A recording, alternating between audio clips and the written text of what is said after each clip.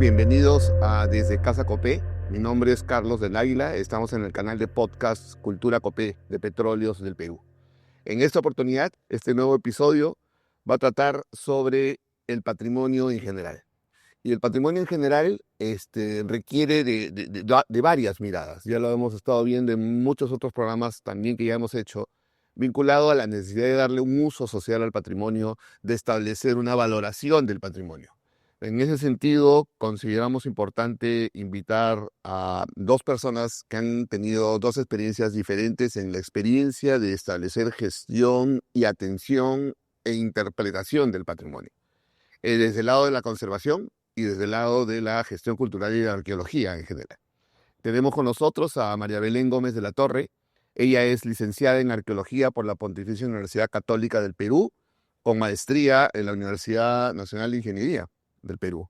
Es magíster en innovación de gestión turística del patrimonio cultural y natural de la Universidad de Barcelona y ha tenido premios de grado de máster en 2019-2020, ¿no? Un premio extraordinario por dicha universidad, la de Barcelona. Se ha especializado en temas de conservación, patrimonio cultural mueble e inmueble, gestión cultural y gestión pública, gestión de turismo sostenible, en donde también ha pasado por ahí una experiencia importante en Mincetur. También en el Ministerio de Cultura, como funcionaria, no solamente para el tema de patrimonio mundial, sino también para la arqueología, ¿no? La Dirección General de Arqueología. Es experta en gestión de sitios de patrimonio mundial. Ahí la conocí, a Belén.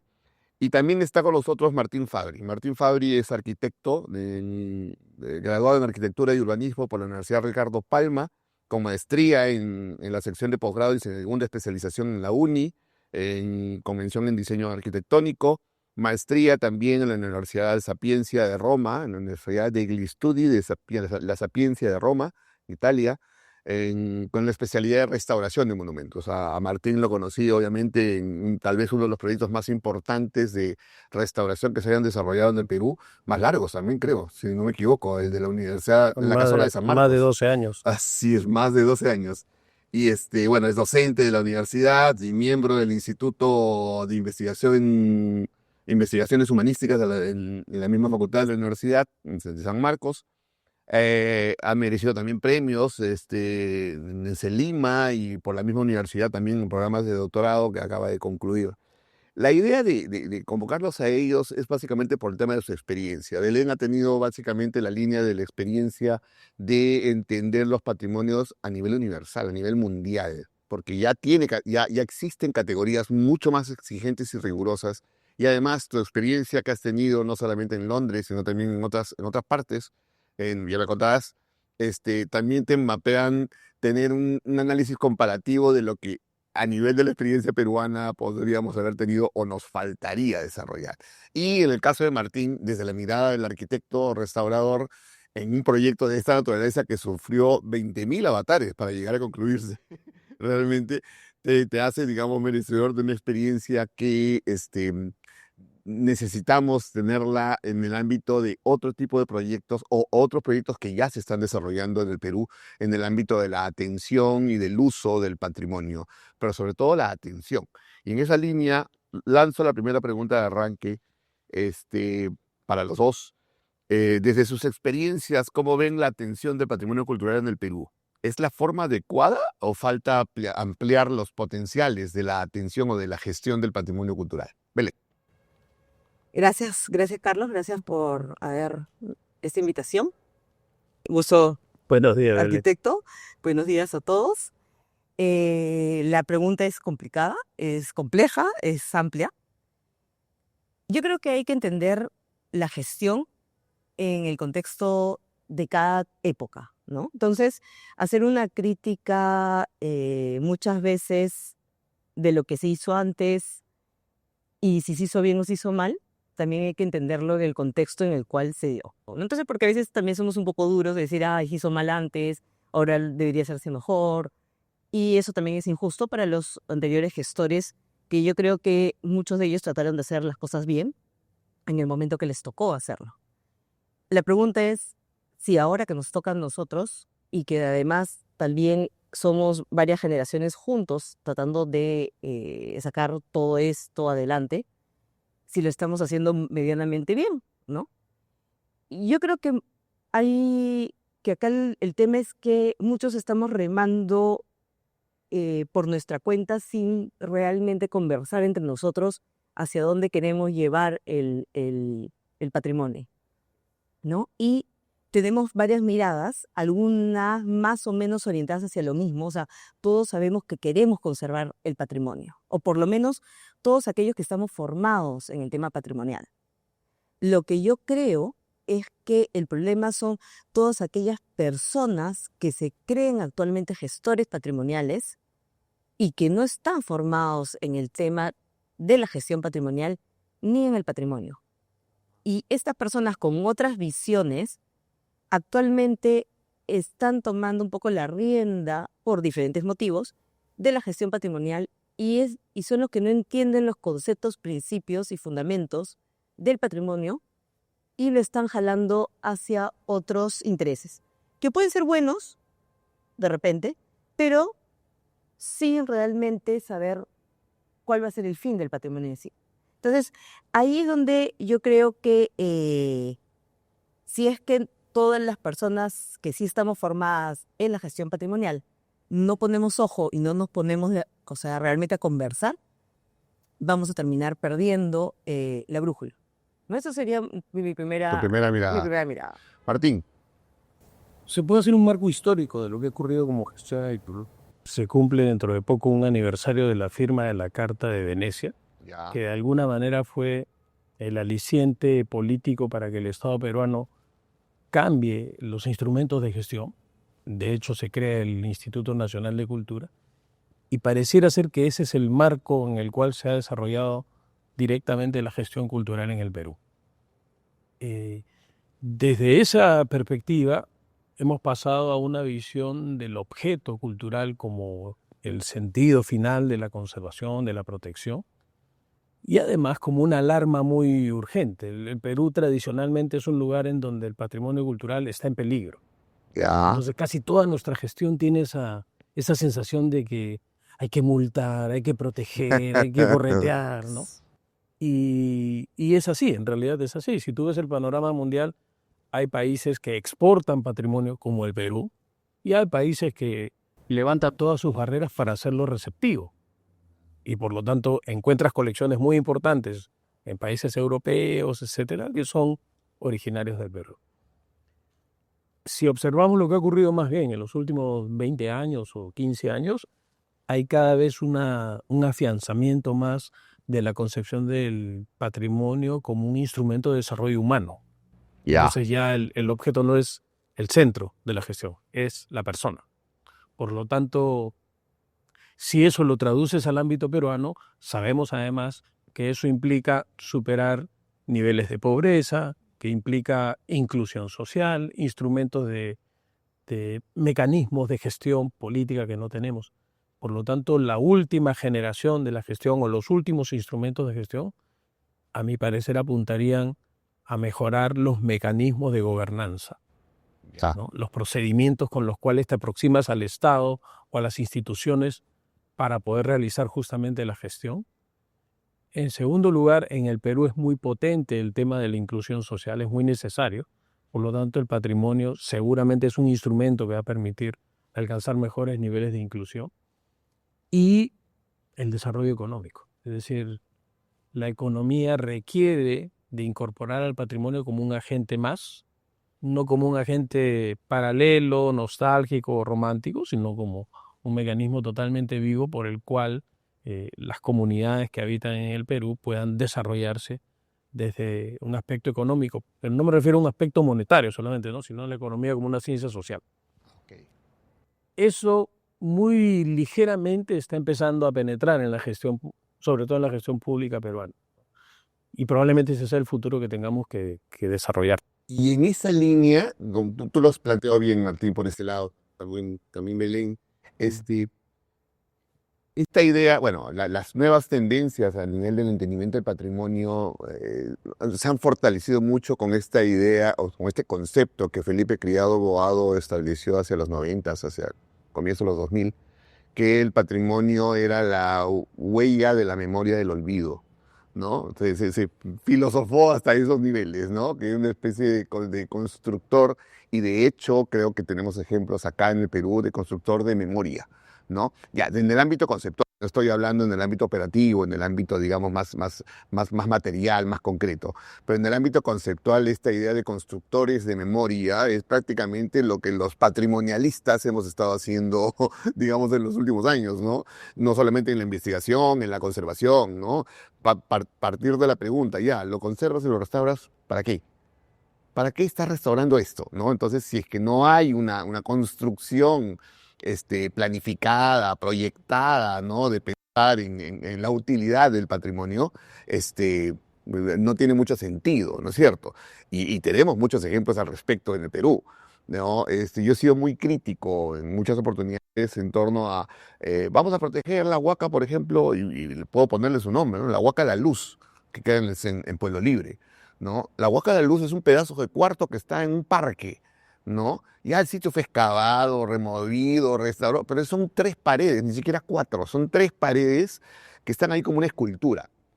¿Amerita tener un nivel de protección patrimonial al respecto si ya tienes la documentación, si ya tienes la historia de ese tema, ¿no? Claro, estamos midiéndolo con la misma vara, medimos Machu Picchu en comparación con Huaca La Luz, y no tiene nada que ver una cosa con la otra. Entonces, la utilidad o el sentido de darle acción a la actividad patrimonial, a la acción patrimonial, tiene que ver con qué, con construcción de memoria solamente, o hay otros escenarios más. ¿Qué piensan ustedes? Cayano de Acevedo decía, la conservación es un ejercicio del gusto, que depende de cada época, ¿no? A mi madre nunca le enseñaron que existía el señor Recipán en el colegio. Claro. Por lo tanto, la noción de lo que tenemos en relación a la cultura moche es una noción que ha crecido recientemente. En la conservación del patrimonio es necesario que emitas un juicio crítico. La primera acción de la conservación es efectivamente incorporar ese objeto a un mundo que tú consideras que es privilegiado. No conservas todo, Ya. para empezar. Y aquello que conservas debe tener esa doble valencia de poder transmitir esos valores históricos y artísticos. Una obra puede llegar a tener una mutilación tal que probablemente pierda esa potencia artística. Existen casos. Como existen casos de obras incompletas que, a pesar de no estar completas, siguen siendo intensas en su transmisión del valor histórico, del reconocimiento de los rasgos artísticos, etc. Todos conocemos la Venus de Milo, Okay. o murales inconclusos que están a la vista de todos. Entonces, ese momento es un momento social. La sociedad es la que decide eso, ¿no? Cuando hablamos de las huacas desaparecidas de Lima, no ha sido un acto fortuito, ha sido la sociedad, vamos a decir, limeña, las fuerzas económicas limeñas, las que han decidido Impusieron que esto no ese existe. cambio y ese impacto, ¿no es cierto? Exacto. De acuerdo. Entonces, probablemente lo que hay que lograr es una comunión social para encontrar cuáles son las cosas que queremos conservar y cómo deseamos conservarlas, ¿no? En algunos casos, la conservación de la memoria no implica un objeto. Ajá. Por lo tanto, A eso quería llegar. no Exacto. puedes pensar en olvidar. No necesariamente el olvido depende de la preservación de un objeto físico.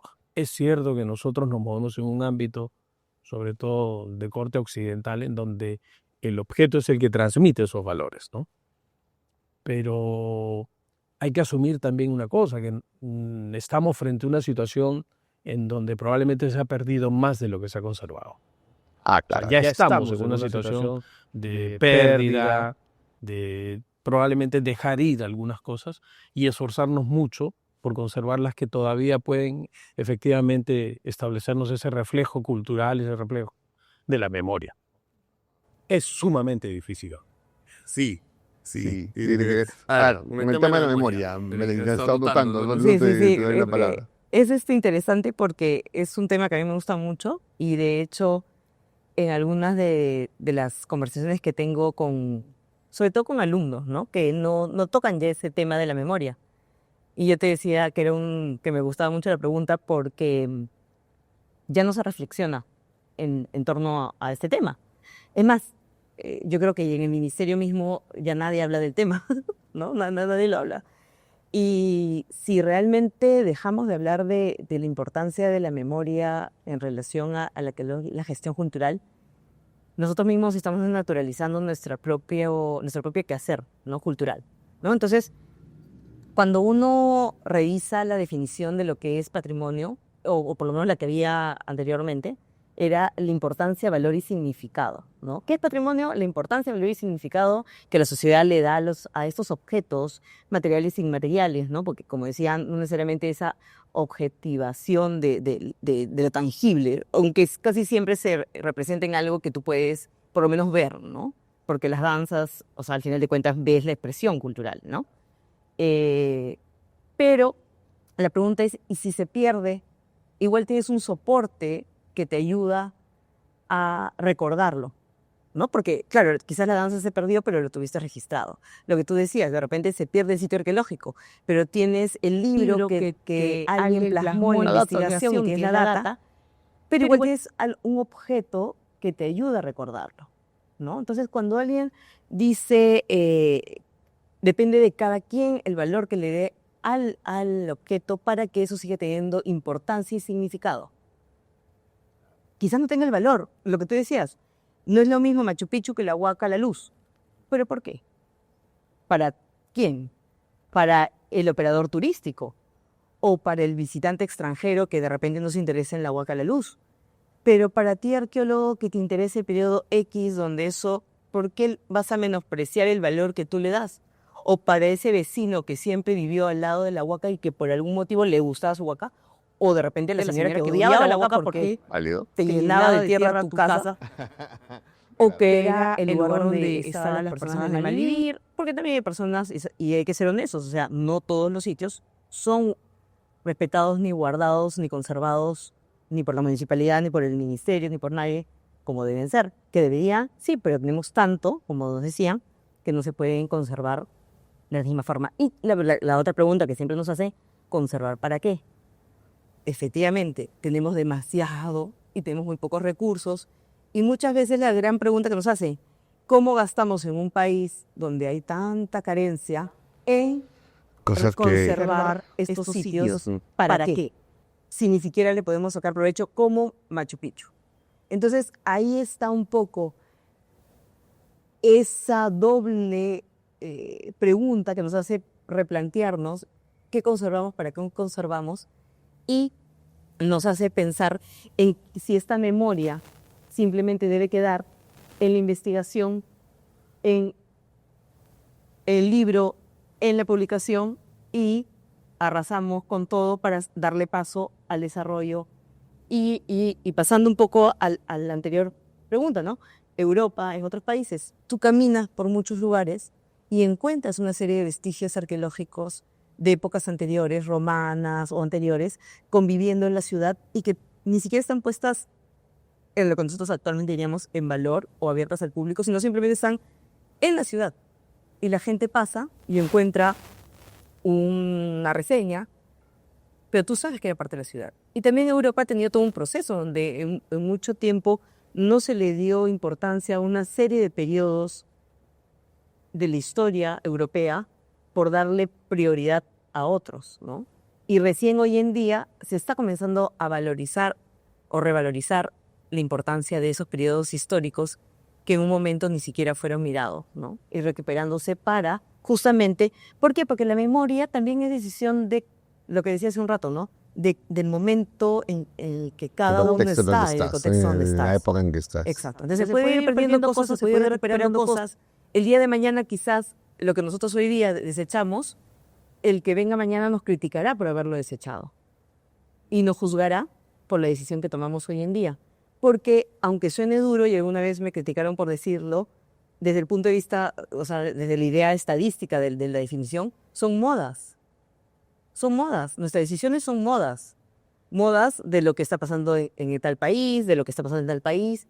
Y por eso lo que yo decía es, debemos pensarlo de lo que como peruanos y como gestores culturales realmente queremos dejarle, y ahí, para terminar la idea, es quizás la diferencia que también lo he escuchado algún otro colega nuestro, la diferencia entre patrimonio y herencia, porque en verdad heritage en inglés nosotros traducimos como patrimonio, pero quizás podrías, o sea, ser más adecuado como herencia, ¿no? Y cuando uno piensa en herencia, es lo que tú recibes de anteriores, de tu familia, ¿no? Y lo transfieres de generación en generación. Entonces, tu herencia es diferente a tu patrimonio, porque el patrimonio lo construyes tú. Tu herencia es lo que recibes y trasladas. ¿No es cierto? Es distinto. Y ahí tiene que ver básicamente esta unión, no unión, pero asociación con el concepto memoria. O sea, ahora, vamos, lo pongo porque mientras los he estado escuchando, me han salido al recuerdo muchos casos de estas situaciones complejas, ¿no? Y va a ser muy cercano porque no solamente tú por cercanía a la Católica y tú por trabajar en San Marcos ocurrió. Me acuerdo muy claramente el caso de la Huaca San Marcos, porque además es un caso muy viejo. La Huaca San Marcos no es que está interrumpiendo la avenida Venezuela, es al revés. Hay que ¿Entiendes? arrimarla. Exacto.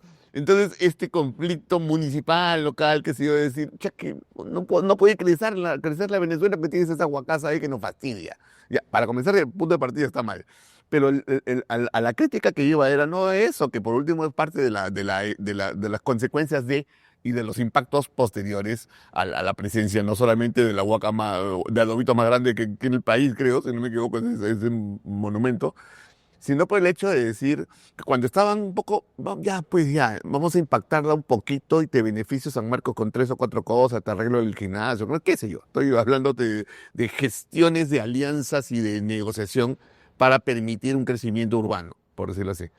Entonces había que tumbarse, qué sé yo, tumbarse la palabra es fea, pero había que tajar un poquito la huaca y tumbarse unos 200.000 adobes, más o menos. No era mucho, digamos, 200.000 suena feo. Y hubo toda una campaña, desde los estudiantes de San Marcos, arqueólogos, qué sé yo, no, que no se tumben la huaca, que no se tumben la huaca, miren los adobitos, ya, perfecto, está bien. Ya. Se frustró el proyecto, no pudo crecer, el proyecto de la Venezuela sigue pendiente, en fin.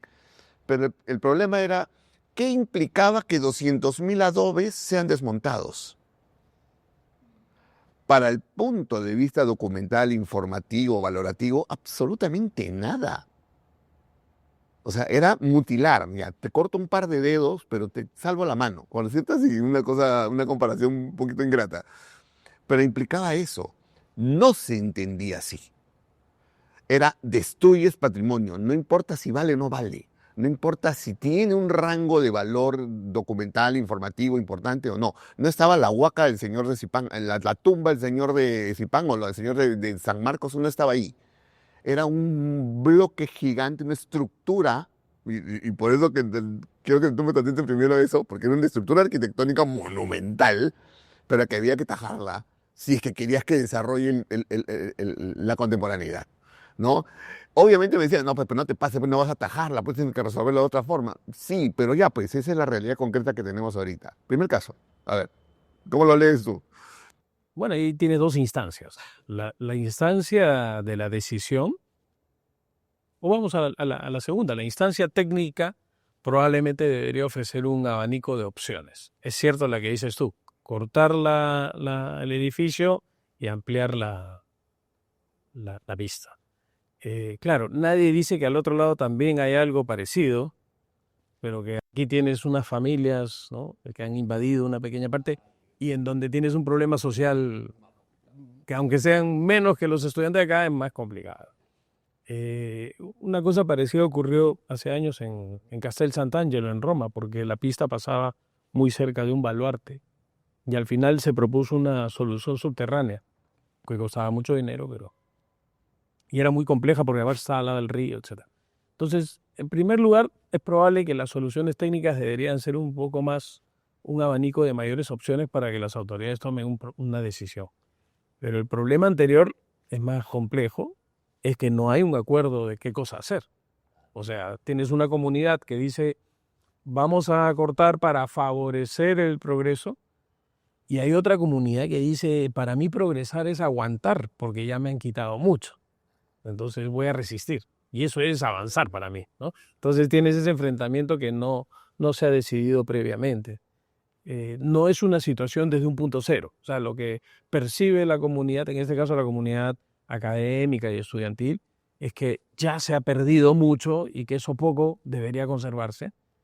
Y desde la percepción de la gestión municipal no hay tal cosa. Lo que hay que hacer es tener una vía más fluida. O sea, las dos posiciones que se plantean ahí y que nada más, ¿no? Probablemente habría que buscar alguna opción adicional y encontrar un punto de encuentro, porque efectivamente no hay un acuerdo social, ¿no? Y eso lo vas a ver repetido en todos estos casos emblemáticos que te puedes plantear.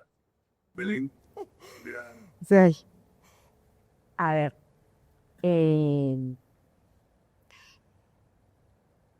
desde el punto de vista de inversión pública, ¿no? Un poco por lo último que he estado haciendo con mi instituto, ¿no? Y mezclado con la parte de patrimonio mundial.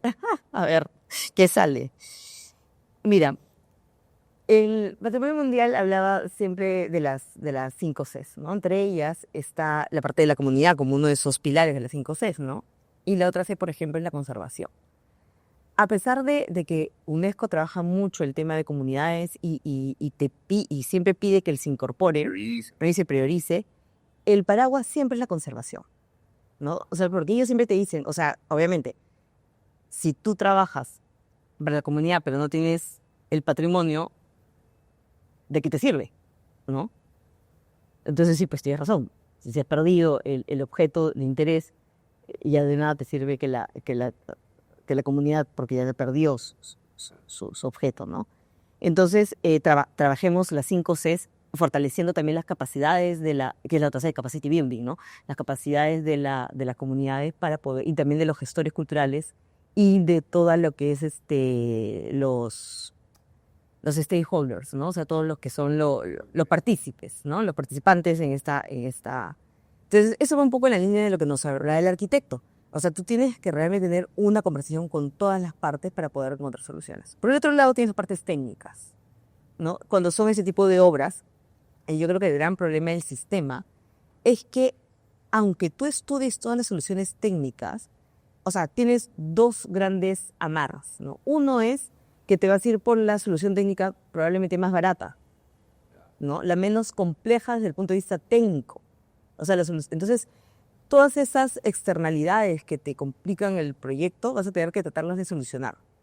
Y más fácil, como dice el arquitecto, es bajar, o como sabemos, es bajarte la huaca, cortarla, mutilarla, o como le habíamos querido decir un poco coloquialmente, a tener que hacer un bypass por abajo, o alguna solución que alguna vez vivieron de hacerlo por arriba, o rodearlo, o expropiar, o solucionar esta cuestión de si hubo gente que invadió, pues sacar a las personas que invadieron para poder llevarlo por ese lado, ¿no? Casos como hemos visto en Puruchuco, ¿no? La CUC, la católica, también tuvo, o sea, para poder ampliar la universitaria, tuvieron que cortar el camino Inca. O sea, obviamente todos los sitios de patrimonio mundial, creo que no son, por lo menos los más grandes, todos creo que tienen una gran carretera cruzándolo, ¿no? Chan Chan, Nazca, Chavín, el único Machu Picchu, pero bueno, está porque es un parque, pero tenemos también proyectos de envergadura, ¿no?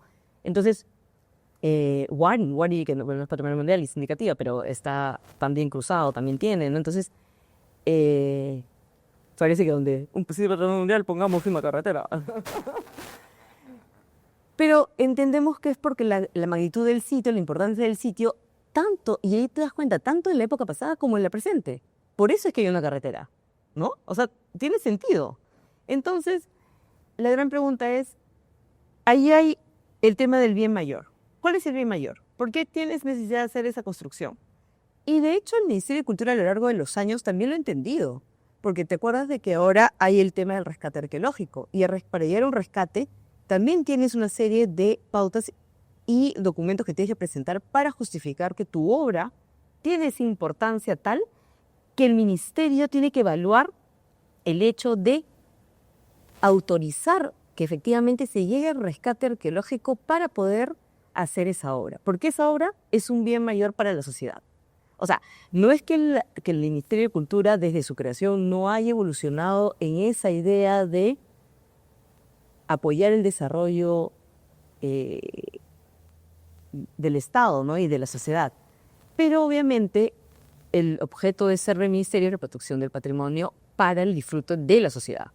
Entonces, tiene que saber balancear esos dos y avanzar en el tiempo en esa mirada.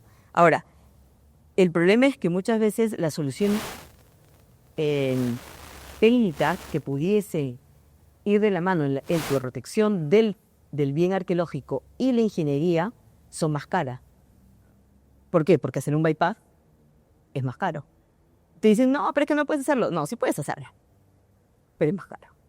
Claro, en parte de mí es una excusa, ¿no? Exacto. Entonces, bueno, ya, claro, es más barato bajarte el sitio, ¿no?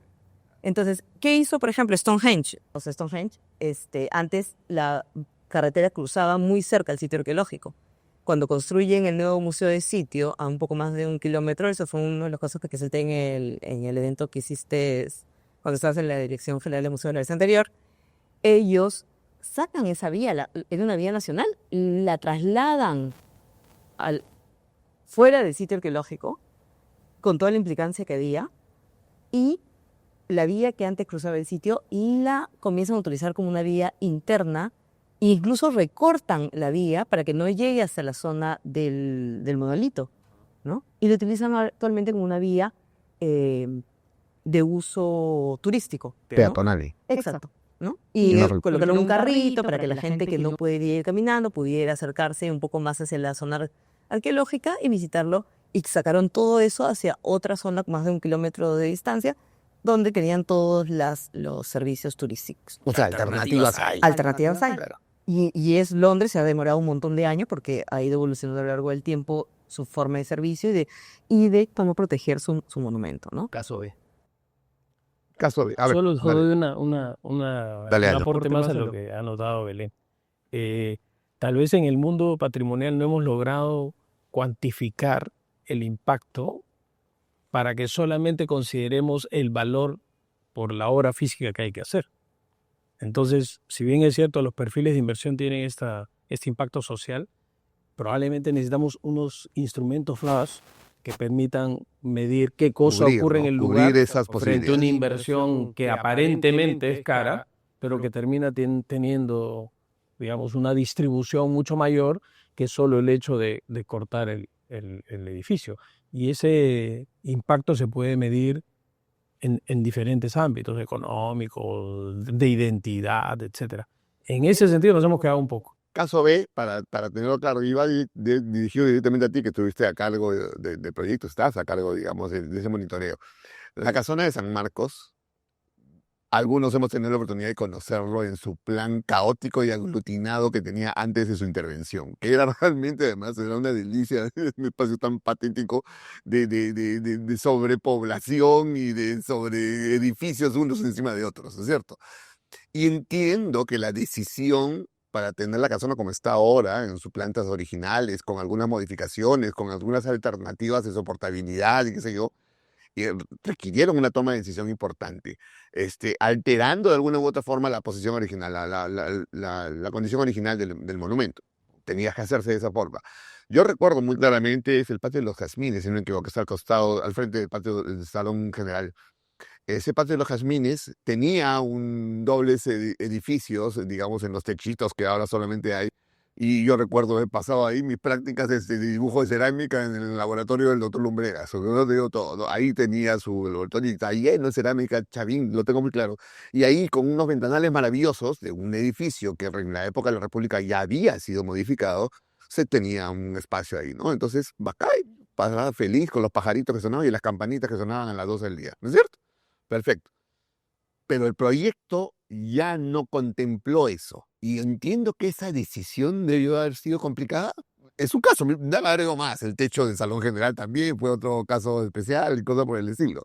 Bueno, un proyecto de restauración no es una unidad, en el sentido que caso por caso, paso por paso, debes tomar decisiones específicas. Por poner el ejemplo que tú mencionas, el edificio tiene 6 patios. No es posible tener un criterio de conservación absoluto para que funcionen los 6 patios. El patio principal, que es el patio más histórico, que es el patio más potente como imagen, ha conservado prácticamente lo que tenía. O sea, una labor de Sí, conservación ahí muy riguroso, extrema. pues, sí, de lo que- Y otros patios que o habían perdido algunos elementos o requerían otros para sobrevivir, porque la restauración es agregarle algo que requiere la obra para que continúe su vida, ¿no? Esta idea de transmisión al futuro que mencionabas tú. Eso ha requerido implementar algunos elementos de obra nueva con los criterios de compatibilidad, reversibilidad, notoriedad que están en la norma. Pero un organismo histórico es una cosa que ha sido construida con tantos periodos de tiempo que tú requieres ir recorriendo y tomando decisiones. Yo me imagino que un arqueólogo cuando enfrenta un edificio con muchos estratos, ¿no? Un edificio moche o lo que hay en la Galgada, por ejemplo, requiere también establecer capa por capa cómo voy a hacer Además, impactos. y cómo te queda. Claro, o sea, de todas maneras somos un impacto los arqueólogos. Cuando tenemos que romper un piso, estamos destruyendo porque necesitamos evaluar. En fin. Sí, evidentemente ese era el caso que me llamaba mucho la atención en torno a esta necesidad de acción. Y ahora pongo el caso 3 y comienzo contigo. El caso 3, además lo has visto cercanamente, ¿ah? Pero es interesante, lo hemos tocado en otros programas también, este,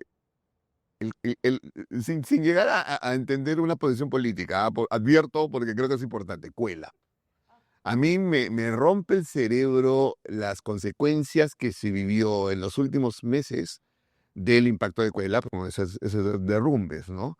Que si no lo vemos en su contexto real, históricamente hablando, le echan la culpa al ministerio, ¿cómo puede ser? Porque se cayó un muro, qué barbaridad. Pero los niveles de responsabilidad son muchísimo más amplios que los solamente del Ministerio de Cultura, que ni siquiera tiene la responsabilidad, dicho sea, desde mi perspectiva, ¿no es cierto?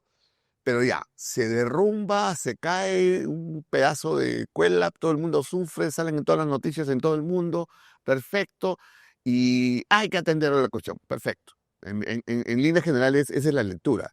Pero todo el trasfondo para llegar a esa vulnerabilidad del edificio tiene larguísima data. Mira, A ver, Beli. mira, yo no puedo decir mucho porque de hecho, o sea, a mí me han abierto un proceso por eso. Ah, caramba. O sea, sí. Y bueno, o sea, lo pueden encontrar en cualquier lo pueden encontrar en el, Cualquier o sea, googleada. googlean y lo van a encontrar en Contraloría, ¿no? Porque no estoy diciendo nada que no sea así. Entonces, porque claro, yo fui la última directora general anterior. Bueno, en verdad no fui la última directora anterior porque han pasado, y eso es un poco parte para datos. Después de mí han habido como 8, Ajá. pero por muy corto tiempo. Pero fue la última más larga. Y ni siquiera cuando se cayó el muro, porque desde que yo me fui hasta que el muro se cae pasaron más de 8 meses. Pero bueno, más allá de esas cosas anecdóticas. Pero bueno, la cuestión es que, y yo no quiero entrar en esa parte de todo eso, sino que lo que yo te puedo decir es que algunas reflexiones para que pensemos y entendamos un poco cómo desde la conservación uno tiene que entender lo que ha sucedido en ese muro, para mi modo de ver, ¿no? Ya. Tú sabes, como tú le dices en la introducción cuando me presentaste, yo tengo una maestría en conservación de patrimonio edificado por la UN. O sea, no soy ajena a los temas de conservación. No soy arquitecta, no soy ingeniera, pero tengo una formación en conservación y también por los años que he trabajado. Entonces, cuando uno ve los planos y la información disponible, uno ve que desde los años 2003, 2004, en los proyectos que han venido sucediendo, ya habían identificado una serie de fisuras en los muros. Y las habían mapeado y las habían... son 21 fisuras más o menos, ¿no? Que hay, las más visibles, a lo largo de toda la muralla. ¿Sí? Y han habido una serie de intervenciones también a lo largo de los años en diferentes periodos. Preventivas. Exacto, preventivas, también curativas, ¿no? Las han intervenido, han hecho estabilización de algunos morteros, bien, mal, eso ya es Ya es criterio, como hemos dicho, cada quien en su periodo ha pensado que ha hecho lo mejor que ha podido, habrá funcionado o no, bueno. Y de hecho, esa esquina fue intervenida en uno de esos proyectos, ¿sí? 21 fisuras. Ya. De las 21 colapsa una. Tiene que haber habido un motivo para que colapse esa una. Considerando que además hubo un terremoto muy fuerte en toda la región Amazonas que no hizo que colapsara ninguna fisura, porque ni siquiera esa fisura colapsó con el terremoto. Ojo, cuando hubo el terremoto en Amazonas, se cayó la Torre de la Jalca, se cayó la carretera en varios segmentos, se cayeron casas modernas, pero ninguna de las 21 fisuras de Huela sufrió impacto alguno. Ajá, lo dejas ahí. Posterior al colapso, comienza el periodo de lluvias. Posterior al colapso. Ya. El Cenamis, un informe muy interesante, es incluso un artículo donde habla del periodo de lluvias y qué tan intensos fueron y en qué día fueron intensos. Días antes del colapso. ¿Sí? Cuando uno va y ve el colapso del muro, ¿qué observa? Solamente necesitas observar, nada más. La foto se ve clarito. Un dren abierto, un pedazo de tubo que se ve, después de que ha colapsado, se ve que está ahí el tubito.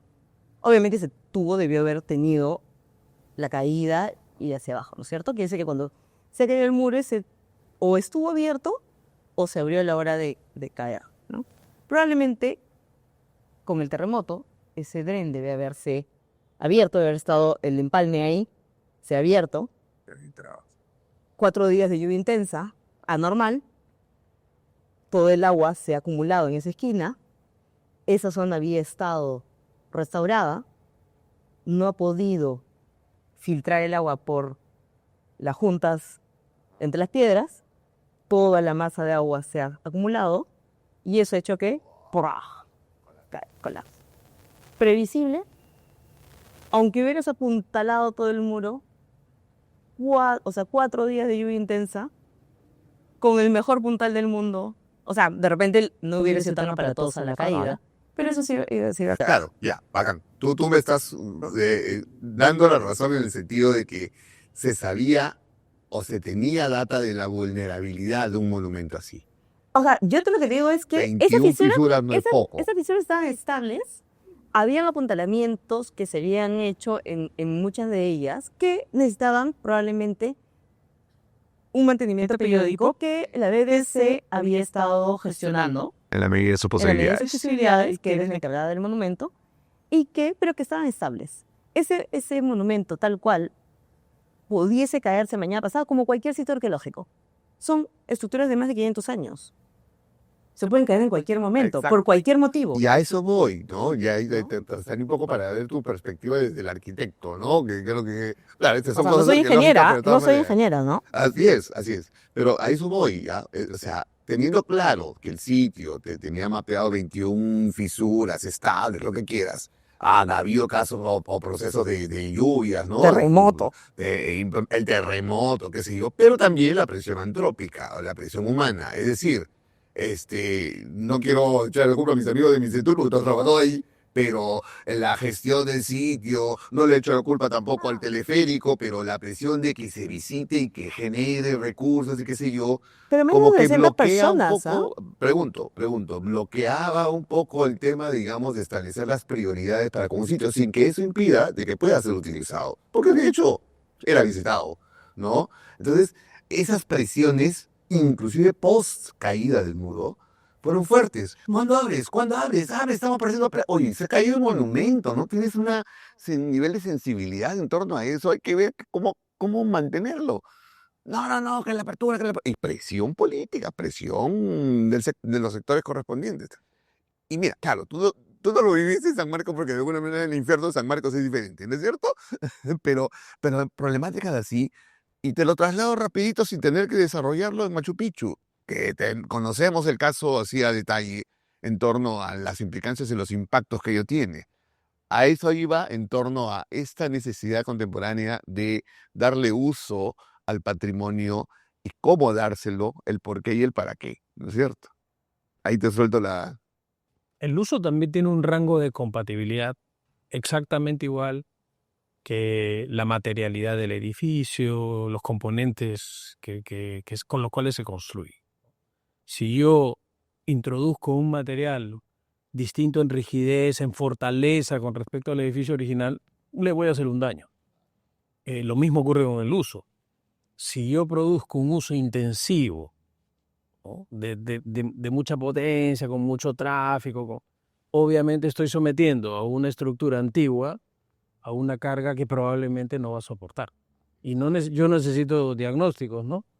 Todos los edificios históricos del Perú están con la soga al cuello. Son unos abuelitos que ya superaron todo y los tenemos que tratar como trataríamos al abuelito. El abuelito va todos los días a tomar sus pastillas, va al médico cada 15 días, ¿no? Exacto. No le preguntas cómo se siente, ¿cierto?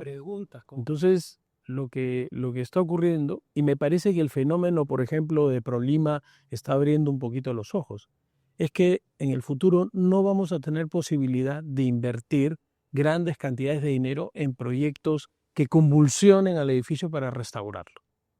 No vamos a... probablemente eso sea una herramienta que daña el edificio.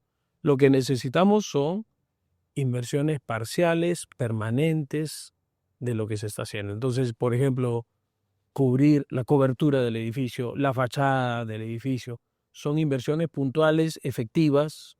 Prolima está terminando sus proyectos, ¿no? 1 o 2 años, entrega. Y de esa manera el edificio tendrá una atención permanente. El problema que tenemos es que desde las autoridades el impacto que requieren políticamente es tan intenso que te dicen, no, tengo más dinero, tienes que buscar gastar en una inversión mayor y eso requiere más barreras burocráticas, más dificultades. Probablemente esas 21 fisuras se podrían haber reparado o se pueden reparar con un equipo técnico permanente, con una inversión mensual. Tú hablabas del infierno de San Marcos, pero San Marcos tuvo una sabiduría. San Marcos no dijo voy a invertir en un proyecto de restauración, dijo tengo este dinero, tú dime qué cosa hago con este dinero, qué cosa invierto. Y fue una cosa de monedita tras monedita. Pero en una realidad de pobreza económica como una institución pública universitaria, resultó siendo muy efectivo, ¿no? Entonces, esperar muchos años para tener una gran inversión y que la ley te impida volver a invertir por 15 o 20 años allí, es una soga al cuello. Mejor dame un presupuesto mensual, un equipo técnico pequeño y permanencia en el lugar para poder hacer todas las labores preventivas, conservativas, inclusive algunas acciones de restauración de mediano alcance. Si requiero algo de mayor inversión, de mayor convulsión, tendré que recurrir ya al ministerio y decirle, oye, hazte un perfil porque esta cosa ya está fuera de mi alcance. Ahora, ustedes dos están en el ámbito académico, ¿no? Tú en la Ruiz de Montoya, tú también de alguna u otra manera en otros espacios también. Y en el ámbito académico, todavía estamos lejos de poder contar con cuadros profesionales o con soporte académico profesional que permita contar con cuadros en nuestro país. No, todavía estamos en verde, por decirlo así. No, yo creo que hay más bien hay un boom, ¿no? Hay una especie de interés mayor y ya no se ve como una cosa, se ve como una cosa natural. El hecho que puedas asumir una labor de conservación o de restauración, como otros ámbitos también. Hace no sé cuántos años, me imagino que decir que quería ser chef era una locura académica y hoy pues el empresario más importante está invirtiendo en gastronomía. Así es. Entonces, hay muchas escuelas, hay mucha formación, hay mucho interés porque la formación técnica también esté a la mano y sea un instrumento de, como dicen, una contención social que ofrezca la sociedad. Tal vez los mecanismos de participación de estos grupos académicos, de los egresados, etcétera, en el ámbito de la gestión, debería diversificarse al ámbito privado, que es en donde sí está más complicado, porque digamos, ¿qué escenario profesional tienes, digamos, de gestión de estos cuadros profesionales que las universidades están sacando del sector público?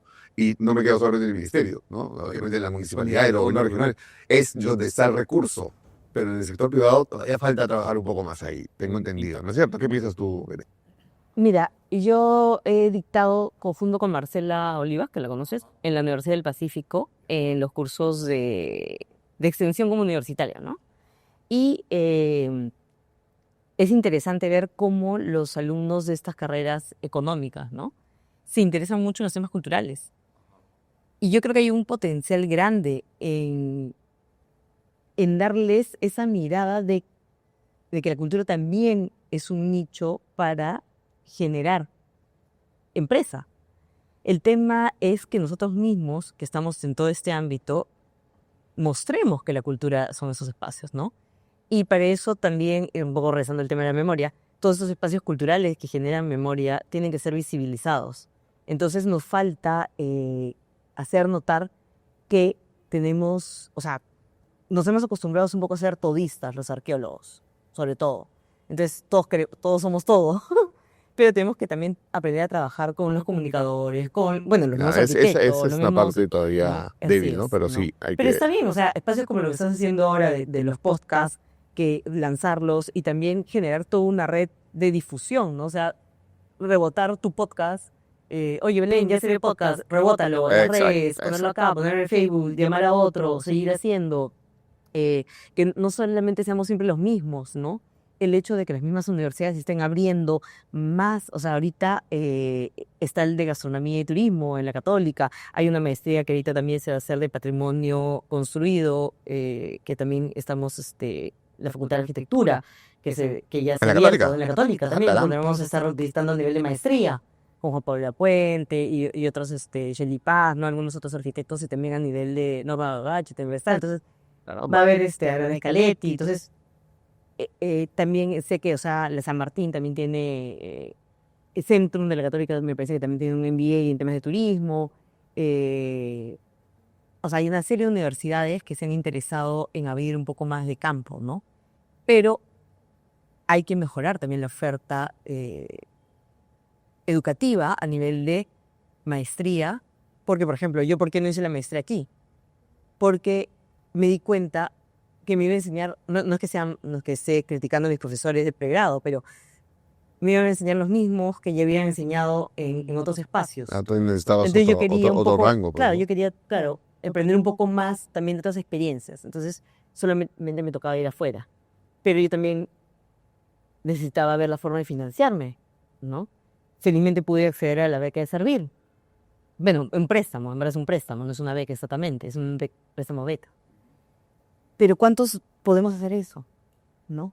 Entonces, yo estoy 10 años que tengo que pagar mi préstamo, pero a mi edad, yo ya estaba un poquito grandecita, cuando me fui a hacer la segunda maestría, ¿no? La de Innovación en la Gestión Turística y Patrimonio Cultural y Natural, tenemos que también encontrar espacios para financiar ese tipo de ayuda a la capacidad de apoyo, ¿no? habilidades, ¿no? Sí. Y lo mismo para el tema de la conservación y restauración y por este valor de los sitios arqueológicos y de los sitios históricos, ¿no? Porque también a veces nos olvidamos de la parte histórica.